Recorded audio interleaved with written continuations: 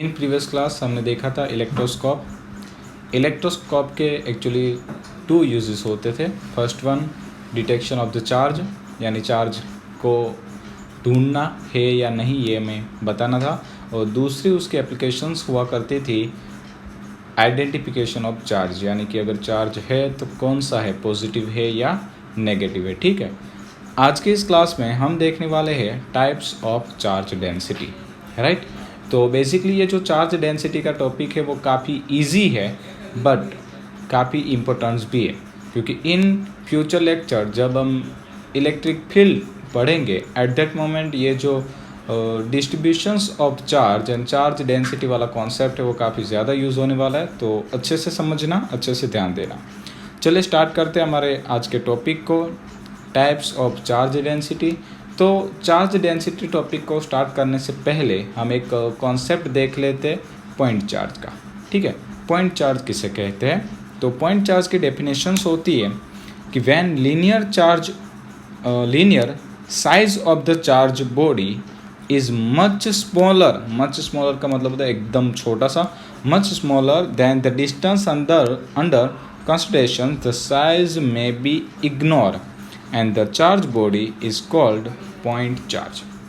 बच्चा पार्टी, अगर मैं इस सब पॉइंट को अच्छे से समझाने की ट्राई करूँ तो मैं आपको ऐसा समझा सकता हूँ कि सपोज मान लीजिए कि हमारे पास एक चार्ज था Q1, राइट, और एक दूसरा चार्ज था Q2, ठीक है, और इन दोनों के बीच का डिस्टेंस था D, राइट। तो अगर मान लीजिए कि आपका जो ये चार्ज है वो चार्ज Q1 की जो साइज़ होगी वो Q1 की साइज़ अगर ये वाले डिस्टेंस की कंपेयर में काफ़ी कम है तो हम ऐसा कह सकते हैं कि Q1 is a point charge, right. मैं आपको एक और अच्छे एग्जांपल के साथ इस टॉपिक को समझाने की ट्राई करूँगा। सपोज मान लीजिए कि हम सब लोगों को पता है कि हमारी जो अर्थ है वो स्फेरिकल है, एक गोलाकार है, एक गोला है, ठीक है।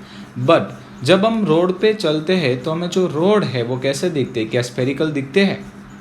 नो, हमें स्फेरिकल नहीं दिखते। रोड हमें हमेशा प्लेन ही दिखते हैं। उसका रीज़न क्या है? उसका रीज़न है कि जो अर्थ है वो स्फेरिकल शेप में है बट रोड की कंपेयर में वो स्फीयर काफ़ी बड़ा है, तो हम जो कर्वेचर ऑफ रोड है उसको क्या कर सकते हैं? निगलेक्ट कर सकते हैं। ठीक है, समझ में आ रहा है बच्चा पार्टी?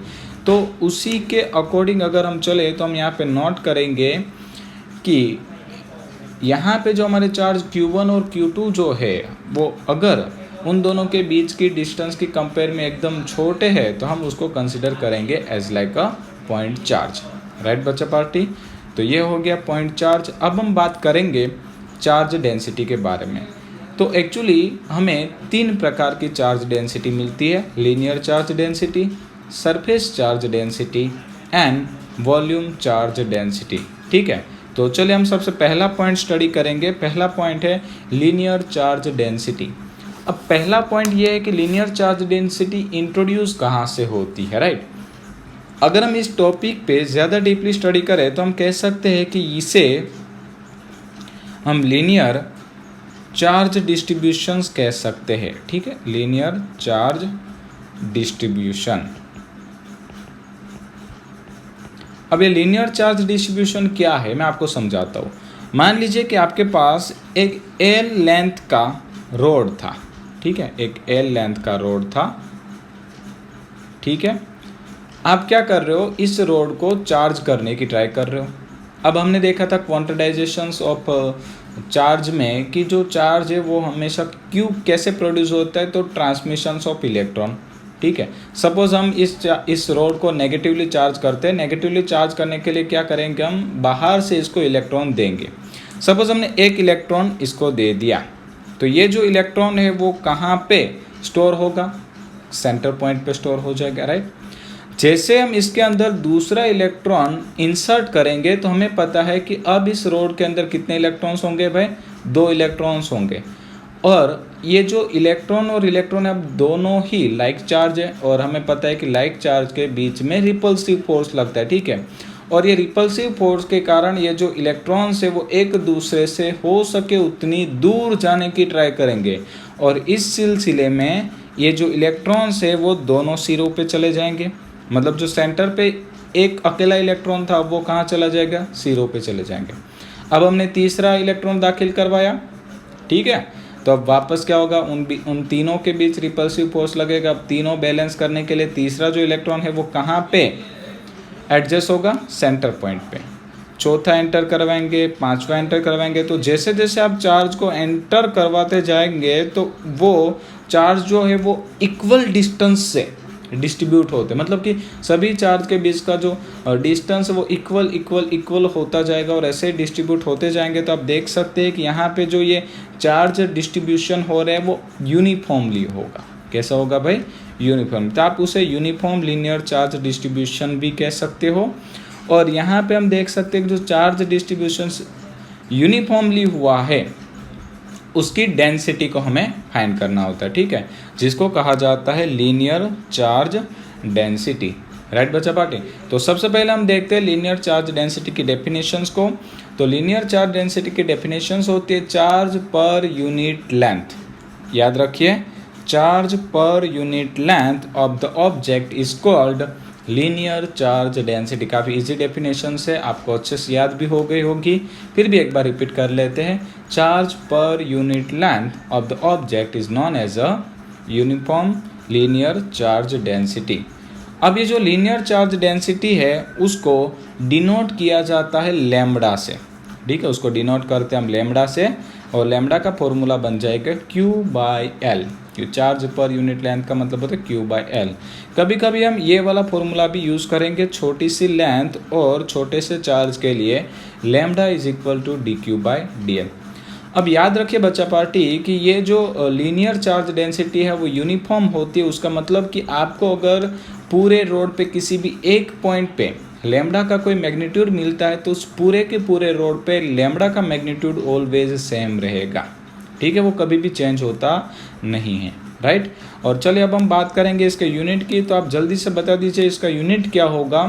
काफ़ी इजी है इसका यूनिट बनाना, क्योंकि ऊपर देखिए चार्ज है, चार्ज का यूनिट होता है कूलम, नीचे है लेंथ, लेंथ का यूनिट होता है मीटर। तो यहाँ पे लीनियर चार्ज डेंसिटी का यूनिट हम नोट करेंगे और वो होगा कूलम पर मीटर।